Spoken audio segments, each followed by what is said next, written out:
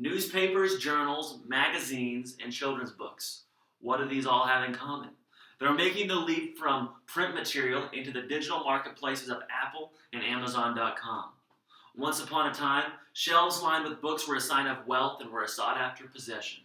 However, in the digital marketplace of today, we use our computers, our smartphones, and our tablets to access these digital bookshelves that we have.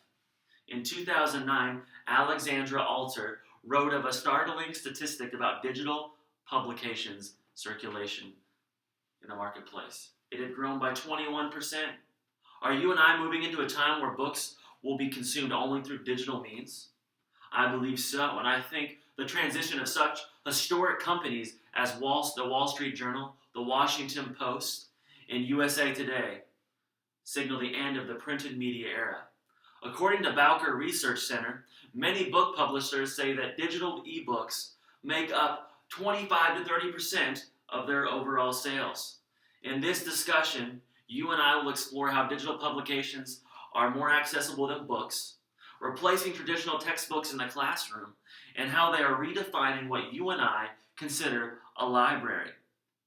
In the past, our morning routine consisted of us sitting down at the table, pulling out the newspaper, and flipping through its pages.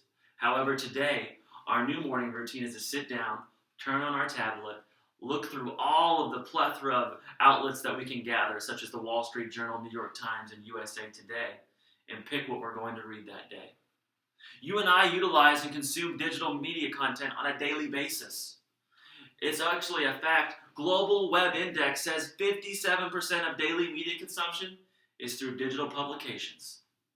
Another interesting fact is that smartphone that's sitting in your hand, that you're on Facebook on right now, guess what? They say that's the number one medium across the world for media consumption. And you know what? Media consumption digitally is not only taking over traditional print for us, it's affecting libraries. Digital publications are becoming the BFF of libraries. They're having to change. For instance, the Boston Public Library now offers free ebook downloads with a library membership. Over 5,400 public libraries across the United States offer ebook downloads. And over 1 million digital checkouts were done in 2009. And I can guarantee you that number is continuing to grow today. Digital publications are not only having an effect on how you and I consume news, but also having an effect on education and how students access their assignments and their textbooks. We are moving from printed textbooks for education into digital textbooks. This past semester, I had a class for a business management class. I got my textbook digitally. I was able to search through the pages, highlight, do everything I would with a traditional textbook, but a lot quicker, and it was a lot lighter. In the U.S. News, they asked university professors what they thought about digital textbooks, and this is what they had to say. They thought that e-book textbooks were easier for students to digest, and students were more productive, and they were more productive as teachers because they weren't lugging around those heavy books, kind of like this one. This is a pretty heavy book to carry around. Imagine 4 of these in your backpack going to Starbucks. It'd be a little heavy, wouldn't it? Secondary schools are also shifting to digital publications. They're going away from those traditional clunky books like this, and they're changing them in for digital publications and assignments online. And they're only having these kind of books inside the classroom. As digital media consumption continues to rise, its effects are not only seen in the realm of education, but have even started creeping into our communities, changing the very definition of what you and I consider a library. Digital publications are making libraries rethink how they do libraries.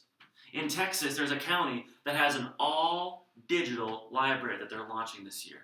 They will have over 150 e-readers that can be checked out, and you can download ebooks.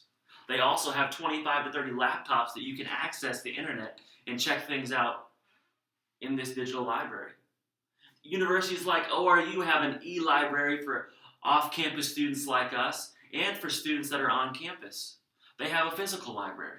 The University of Texas San Antonio has a physical library and an e-library just like us. Libraries becoming e-braries is the beginning of what has been a 6-year whirlwind for book publishers, educators, and consumers alike. Today, we have seen how digital publications have become more accessible than books, how traditional educational textbooks are shifting to personal electronics and change what we consider to be a library.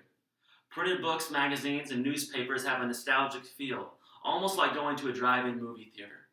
If you don't believe me that digital publications and media have numbered the days of their printed counterpart, try not to open your smartphone to check the app, check the weather, read the latest news, or read a couple of chapters from a book you've been reading lately.